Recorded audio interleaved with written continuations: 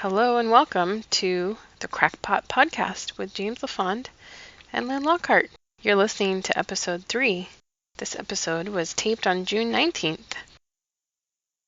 Let me tell the listeners and the readers that something exciting is happening, and you will certainly learn about it before this podcast goes live for the listeners, and that is that Kevin Michael Grace, which is one Kevin out of two Kevins, Grace and Steele, has expressed interest in interviewing James LaFond, and it looks like it's going to happen today, which is June 19th.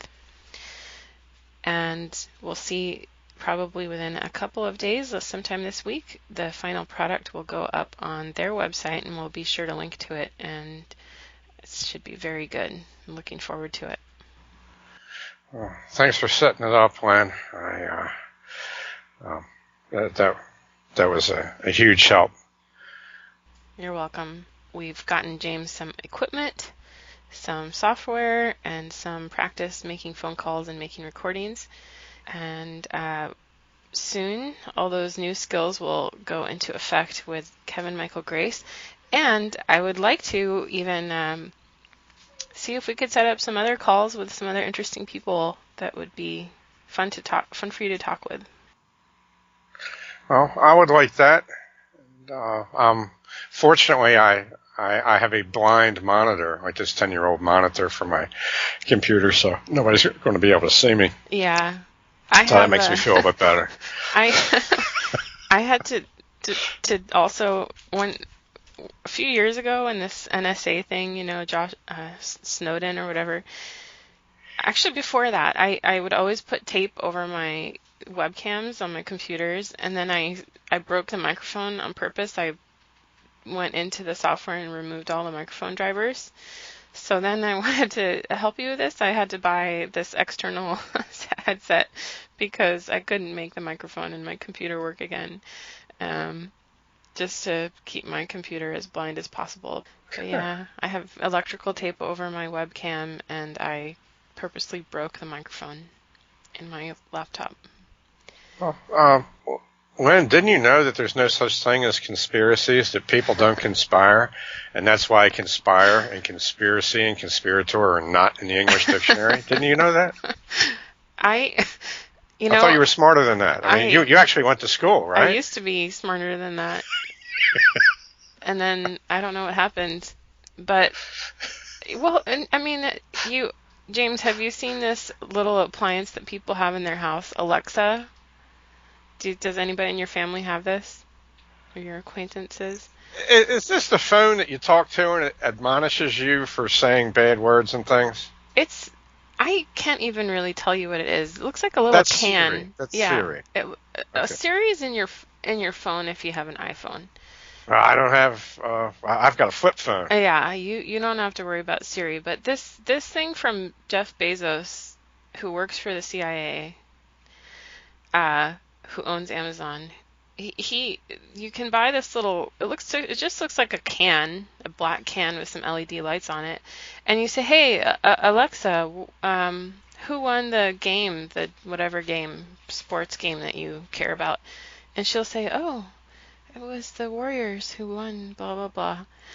And then, so she's listening to you all the time. Supposedly, she's only really listening when you say, "Alexa," but she's always listening for that. So so many people, including some of my family members, have this little appliance now that just listens to everything. And that's okay with us. We just talk to each other, and Alexa listens. Well, eventually that appliance is going to be mandatory. If the thing exists, it's eventually going to become mandatory. You're going to have it. Yeah. For safety, for your own good. No, well, yeah. I mean, what if he fell? Right?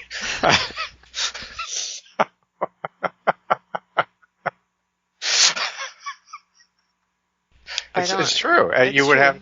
What if you're at work and your kids are at home? Yeah. Okay. If you don't do this, then you're going to be guilty of child abuse or neglect. It's true. Eventually, that will become abuse, but it'll start out as neglect. Yeah. So Well, it's and to think disturbing. this is great. This makes me feel much better. I actually want to hang around for a little while now. To see how it works, see how it works out. It's going to be interesting. Well, and then, a lot of people are worried about when they're going to start putting chips in people and in humans. And They're already chipping dogs and yeah, cats, right? yeah. Now, if you chip your dog or your cat, and then some hood rat grabs it and they feed it to one of their pit bulls, is the pit bull now chipped after he eats that chip, or Perhaps, is he just chipped? perhaps on a temporary basis. Oh, okay. Then your backyard You don't have will to be explain chipped, that anymore, or but I think I understand it. Yeah. Okay, the thank you. the You're the tech head here. I thought I'd ask you. One of my favorite things you ever wrote was that the public park is a is a canine latrine. Oh, it is. It's just always astonished me. I thought it would be the thing that would horrify the time traveler out of the past the most. That these overdressed people would be escorting, canines for approved defecation in public places. I just thought that would grab somebody out of the past as unusual. And they're politely collecting said products and depositing them in a little plastic bag. And I used to do that. I used to do it as a job. I used to look after dogs and walk them and stuff. You were one of these people to be walking a group of dogs around? I would do it on a temporary basis. I wasn't like your regular dog walker, but when I was a house sitter, so when these families would go on vacation, I would look after their pups and their house and make sure that someone sat in the hot tub, which was me, and ate all their food before they got back. It was a great gig. I made $40 a night doing that. Oh, that's all right. My college days, yeah. I know that's a problem in Baltimore. People, a lot of people just let their dogs out and they do it on the sidewalk or in the alley or whatever. But the rats eat this stuff. And I think we might have moved into second place ahead of Boston. New York's number one when it comes to rats, and rats, I think also rats per person. Wow. But yeah, that's like a standard ration for rats right there. So having your dogs as pets is that's so disgusting. Yeah, that's not good. But Baltimore continues to move up the ranks in these really awful metrics. Well, we're crushing it in the murder bowl. Yeah. I think Jeremy's pretty much given up on Chicago. I think. They're going to. Who knows if they even get second place? They'll win the heavyweight title, but pound for pound, we've got it. I think it's a lock. It's a lock right already, and we're just getting warmed up for the summer. We'll probably have to go into the Olympics against Johannesburg and that.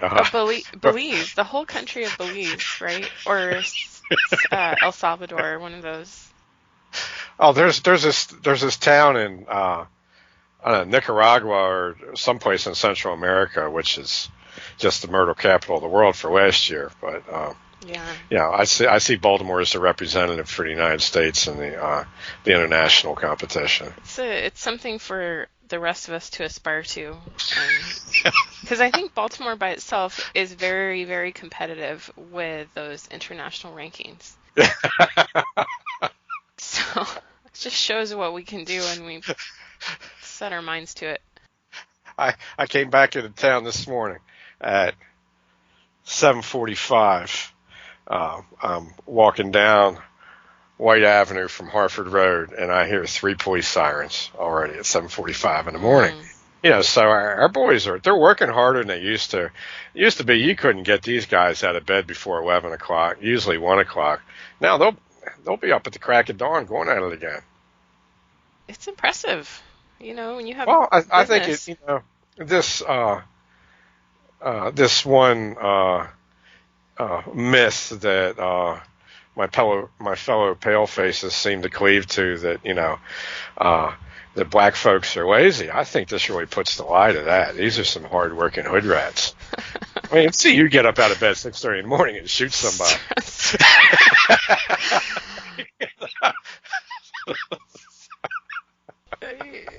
Yeah, because especially when you went to bed at 5:30. Okay, so we got to throw that in there. Yeah, that's a James LaFond schedule right there. Just a little quick nap and then back at it. Maybe it rubbed off. Maybe I got it from from living next to these people.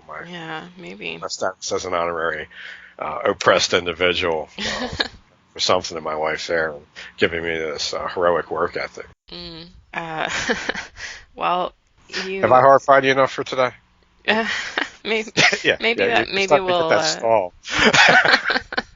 No, I'm not horrified. I just sometimes just want to think about what you said and hold that thought. But then, I think we have to keep it moving for the listeners. But we can finish up here and then continue on some other Skype business and get going. Okay, thank you. I want to let you know first, though, that saying ridiculous stuff to get people to pause during a conversation, this is an important survival skill. Whether you're speaking to the man that's in the process of firing you and you're hoping he forgets, or it's a guy that's seeking to harvest you. Okay, it's a good skill.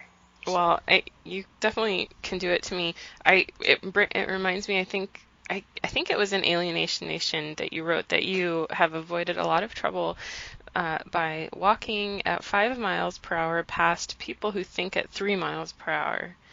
Yes, that was a great phrase there. So well, it's the truth, and I've already deduced that you would be a disaster as an armed robber.